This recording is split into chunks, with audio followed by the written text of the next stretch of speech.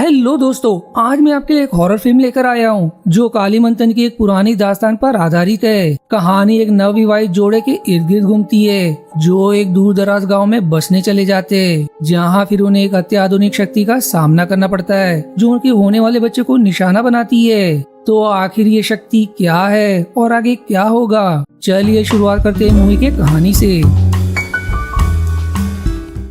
Film की शुरुआत बाइमो और श्री के आर्थिक तंगी से जूझने से शुरू होती है और खुद को इस दुविधा से निकालने के लिए बाइमो को एक दूर दराज गाँव में टीचर की नौकरी करनी पड़ेगी, जिसे सफलता से पूरा करने पर ही उसे सरकार की तरफ से एक अच्छी और बड़ी नौकरी मिलेगी। उसकी पत्नी जो पेट से है वो अपना घर छोड़कर नहीं जाना चाहती थी। ऊपर से उन्हें कोई अंदाजा नहीं है कि उस गांव में बिजली और अन्य जरूरी चीजों की व्यवस्था है भी या नहीं, पर वो कुछ और कर भी नहीं सकते थे। लेकिन वो गांव की रहस्यमय घटनाओं से अनजान है जो आगे जाकर उनकी जिंदगी झंझोर कर रख देगी। अब वो गांव के लिए निकल देते, जिन्हें गांव के कुछ लोग नेम टानो और जुनोए उन्हें बंदरगाह तक ड्रॉप करेंगे, क्योंकि गांव सिर्फ नाव के जरिए पहुंचा जा सकता है। पर उन्हें सफर में कुछ ही घंटे हुए थे कि तभी श्री को एक डरावनी कटी मुंडी तैरते नजर आती है, जिससे उसके रोंगटे खड़े हो जाते हैं। पहले तो श्री को उसकी आंखों का धोखा लगता है, लेकिन एक बार फिर वो उसे नजर आती है जो डर के मारे तुरंत बाइमो को जगा देती है। टार्नो और जुनाई की शक्ल को देखकर हमें समझ आ जाता है कि उन्हें इसके बारे में कुछ तो पता है, पर वो मुंह नहीं खोलते।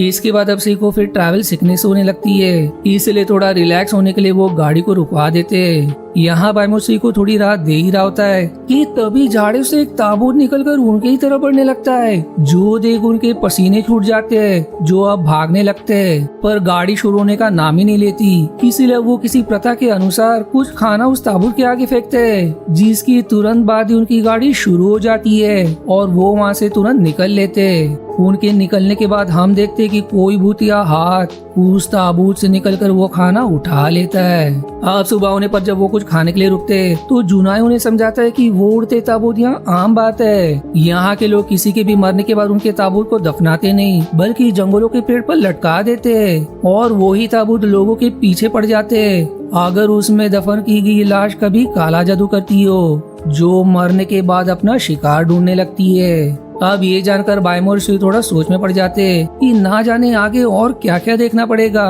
पर वो पीछे हट भी नहीं सकते थे। इसके बाद अब उनकी मुलाकात एक एलिमेंट्री स्कूल टीचर टिंगेन और उसके गांव के सेक्रेटरी एम्बोंग से होती है, जो यहाँ से उन्हें बोट के सारे गांव ले जाएंगे। पर वो दोनों निकले ही थे कि पीछे टार्नो और जुनाई टिंगेन को कुछ खुफिया जानकारी देते कि बाइमो और श्री का सामना पहले कुयांग और फिर रोंग से हुआ, यानी कि जो भविष्यवाणी की गई थी कि एक दूसरे आइलैंड से एक औरत आएगी जो सब कुछ बदल कर रख देगी, वो सच होते नजर आ रहा है। पर वो भविष्यवाणी क्या है हमें आगे पता चलेगा। नाव से अब लंबा सफर तय करने के बाद वो फाइनली गांव पहुंच जाते, पर गांव में प्रवेश करते उनका कुछ खास स्वागत नहीं किया जाता।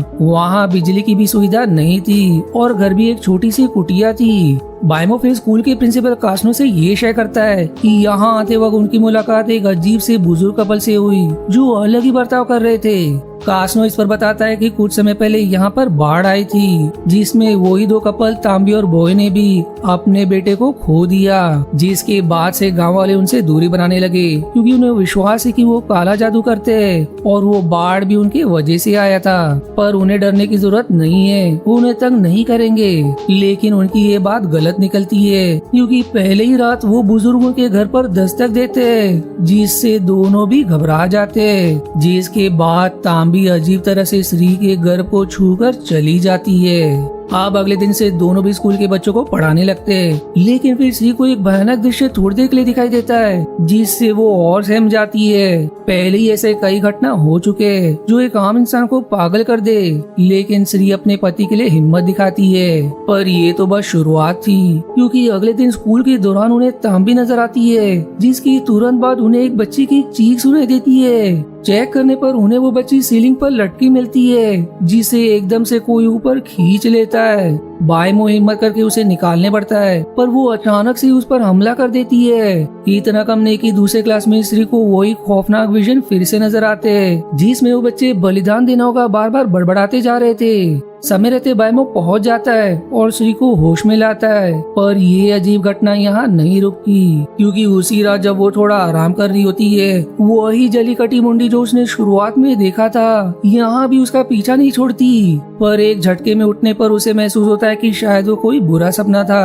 अब यहाँ सच में कुछ तो अजीब चल रहा है, इसलिए कास्लो उन्हें गाँव के सरपंच से मिलने को कहता है, जहाँ उनकी मुलाकात एक शैमन ने मीना से भी होती है। वो श्री का हाथ छूकर बता देती है कि श्री गर्भ से है। श्री को देखकर वो वही भविष्यवाणी भी शेयर करती है कि एक दूसरे आइलैंड से एक गर्भवती स्त्री आएगी अपने राक्षस साथी की शक्ति को पूरा करने के लिए, जिसके लिए उसे एक बच्चे की बलि चाहिए। और इस भविष्यवाणी को पूरा करने के लिए तांबी श्री का ही इंतजार कर रही थी, और जो पिछली रात उसने देखा वो कोयांग थी। वो यहाँ ये सब उन्हें समझा ही रही होती है कि एकदम से श्री बेहोश हो जाती है और उसकी तुरंत जागते उसे कोई ईवल शक्ति पोसेस कर लेती है। इसी दौरान गांव में काले बादल भी छाने लगते हैं। इससे सी अब पूरी तरह से बेकाबू होने लगती है, पर मीना के दिए कुछ जड़ी बूटी से वो शांत हो जाती है। इससे अब एपोंग बौखला जाता है। उसे यकीन है कि इस हमले के पीछे तांबी होगी, इसलिए वो सरपंच के साथ उसके घर पर धावा बोलता है, पर वो तब तक भाग चुके थे।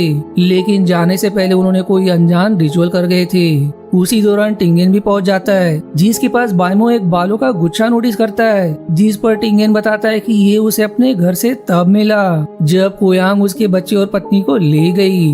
अब ये जानकर बायमो तुरंत गांव छोड़ने का तय करता है, इससे पहले कि उसकी पत्नी का भी वही असर हो। लेकिन टिंगेन उसे याद दिलाता है कि नाव उसे सिर्फ सुबह मिल सकती है, इसलिए दोनों को मजबूरन एक और रात यहाँ गुजारनी पड़ेगी। जो निर्णय उनका गलत साबित होता है, क्योंकि उनका एक और रात खौफनाक बीतता है। ऊपर से अगले सुबह एक और बुरी खबर मिलती है कि किसी ने एकमात्र नाव को आग लगा दिया, यानी कि अब वो गांव छोड़कर भाग नहीं सकते। इतना कम नहीं कि तभी श्री को अजीब हरकत करते तांबी नजर आती है, जो फिर उसे अगवा कर लेती है। बायमो और गांव वाले उसे बहुत ढूंढते हैं, पर वो कहीं नहीं मिलती। झाड़ियों में फिर ब्रेसलेट मिलने पर बायमो का शक एम्पोंग पर जाता है, क्योंकि उसके हाथ में भी उसने ऐसा ही ब्रेसलेट देखा था, और वो शुरुआत से खुश नहीं था कि श्री उनके गांव आई, क्योंकि उसके कारण ही भविष्यवाणी सच होगी। बायमो उसे तुरंत कन्फ्रंट करता है, पर एम्पोंग इस पर साफ इनकार कर देता है कि वो इसके पीछे नहीं है, उसका ब्रेसलेट तो उसके पास अब भी है। फिर बायमो को याद आता है कि सेम ब्रेसलेट टिंगेन के पास भी है। मीना भी कंफर्म करती कि टिंगेन इसके पीछे हो सकता है, क्योंकि वो तांबी का फॉलोअर है। उसी ने जानबूझकर नाव को आग लगा दिया ताकि वो दोनों गांव छोड़कर ना जा सके। इसलिए अब बिना देरी के मीना उस जगह अनजान सुपरनेचुरल जादू करने लगती है, जहाँ से भीमा को टिंगेन की ब्रेसलेट मिली, ताकि पता लगाया जा सके कि वो अभी कहाँ है, जिसके साइंस उन्हें जल्दी मिल भी जाते। सभी अब उसके साइंस को फॉलो करते हुए श्री के खोज में लग जाते हैं, जहाँ कुछ देर बाद उन्हें तांबी की कोयांग भी दिखाई देती है। बायमो तुरंत उसका पीछा करता है और भागते भागते भटक जाता है, पर आखिर में वो श्री को ढूंढ ही निकालता है, जो बेहोश अवस्था में उसे मिलती है। गांव वाले अब उसे तुरंत घर ले आते हैं, लेकिन मीना को भनक लग गया था कि कोयांग इर्द गिर्द ही मंडरा रही है। इसलिए मीना सभी को तुरंत कमरे में जाने को कहती है और सेरेन से घर के चारों तरफ जड़ी बूटी से बना पदार्थ लगाने को कहती है, ताकि कोयांग अंदर प्रवेश ना कर सके। मीना के अनुसार श्री अब भी कोयांग के असर में है, इसलिए वो उस पर कोई रिचुअल करने लगती है। उसी दौरान श्री को होश आ जाता है और वो कुछ कहने ही वाली होती है, लेकिन तभी वो फिर से बेहोश हो जाती है। उनका रिचुअल अब शुरू ही हुआ था कि तभी उन्हें कोयांग की खौफनाक चीख सुनाई देती है, जो अंदर आने की कोशिश भी कर रही थी, पर लक्ष्मण रेखा के कारण नहीं आ पाती। वहीं बायमो श्री की हालत देख सहन नहीं कर पाता, इसलिए वो मीना के कहने पर गांव वालों के साथ तांबी को हरण करने निकल जाता है। यहाँ मीना को अपने जादू से नजर आता है कि तांबी ने श्री के पेट में कुछ तो डाल रखा है। जब उस रात तांबी श्री के पेट को छूकर चली गई थी, जिसे वो फिर आसानी से निकाल देती है। वहीं इधर बायमो तांबी को खोज निकालते, जो किसी रिचुअल को अंजाम दे रहे थे। सभी एक साथ उस पर हमला करने पड़ते हैं, पर ब्यू एक ही इशारे से उन्हें फ्रोज कर देता है। और अब तांबी के कोयांग में बदलने पर मूवी का क्लाइमेक्स यहाँ रिवील होता है। वो रिवील करते कि सिर्फ वही कुयांग का जादू नहीं जानती, मीना भी वो जादू जानती है, जो वही है जो दूसरे आइलैंड से गर्भवती के तलाश में, ताकि वो कुयांग से बढ़कर पूरी तरह से डीमन का रूप धारण कर सके।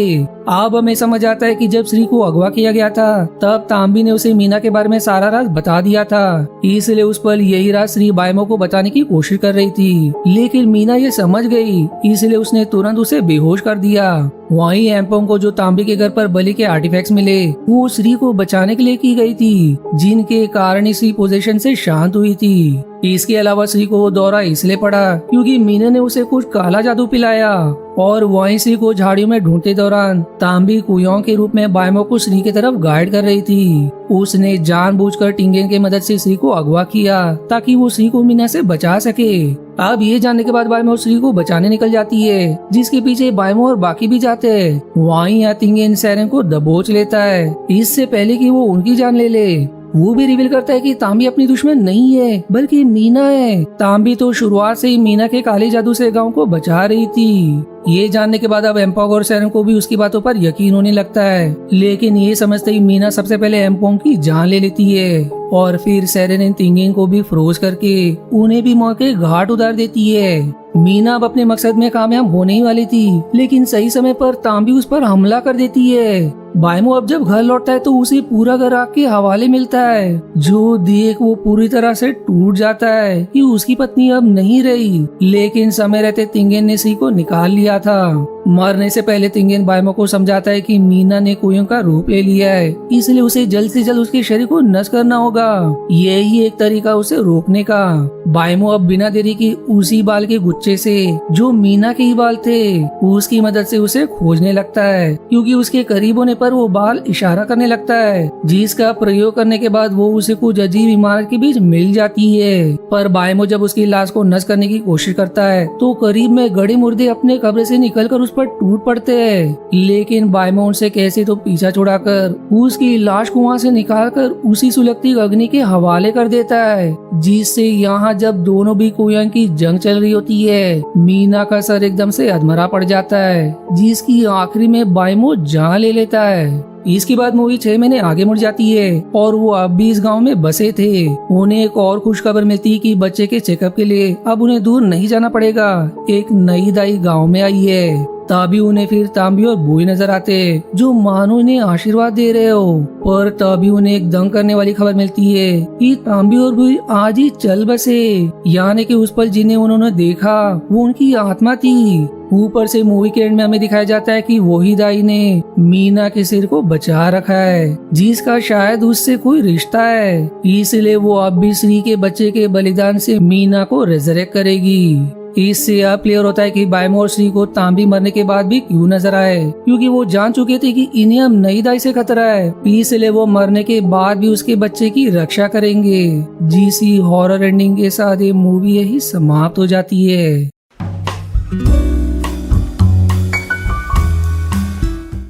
अब मूवी की बात करें तो कुयोंग सच में काली मंथन की एक प्राचीन दास्तान है, जिसमें एक महिला अपने सर को अपने शरीर से अलग करके रात को उड़ती रहती है, जो गर्भवती महिलाओं और नवजात शिशुओं को अपना शिकार बनाती है। आशा है आपको मेरी एक्सप्लेनेशन पसंद आई।